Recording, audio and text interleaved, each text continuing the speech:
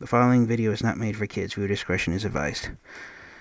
I apologize to everyone. My camera decided to stop working on me halfway through my review of Legacy United Core Class Energon Megatron.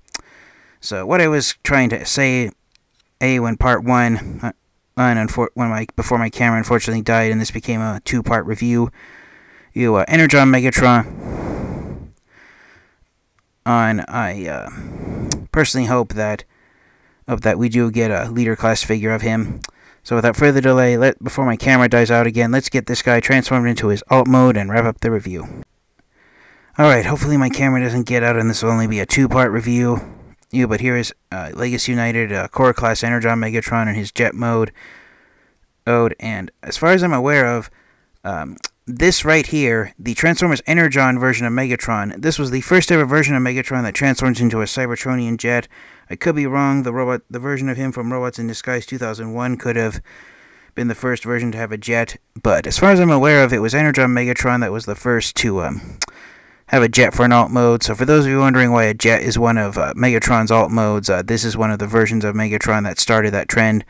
There's three configurations where you can put the wings. You can have them up here, which was the configuration for the original Energon Megatron figure.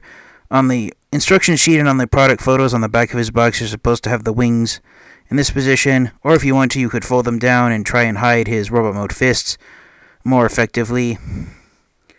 Yeah, again, it's all personal choice, but yeah, I'm really impressed with how accurate the transformation is compared to the original Energon Megatron figure. The one difference is the arms. On the original Energon Megatron figure, the arms just folded up and the fists were spring-loaded and they just folded up into the lower arms.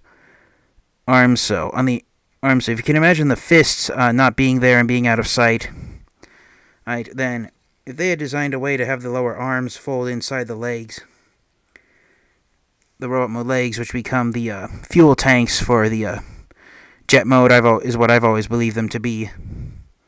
Although I think they're supposed to be the engine thrusters, but regardless, it is pretty accurate to the original Energon Megatron figure.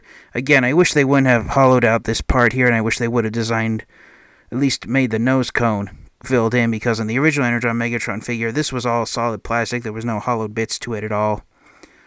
Also, yeah, it's a pretty impressive looking modern core class version of Energon Megatron. And again, here he is compared to Kingdom Megatron and Optimus Prime, compared to G1 Megatron and G1 Optimus Prime. So he's a fairly large-sized core class figure compared to these other ones.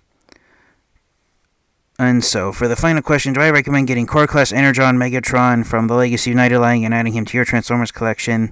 I only recommend getting him if you're a fan of Megatron and if you're a fan of Transformers Energon. If you aren't really a fan of, and also if you're a fan of Core Class Transformers figures, if you aren't a fan of all three of those things at once, then this figure can be an easy pass. But I do recommend getting it, especially if you're an Energon fan. And the general consensus I've seen over the years is that there are more Transformers fans who don't like Energon versus ones that do.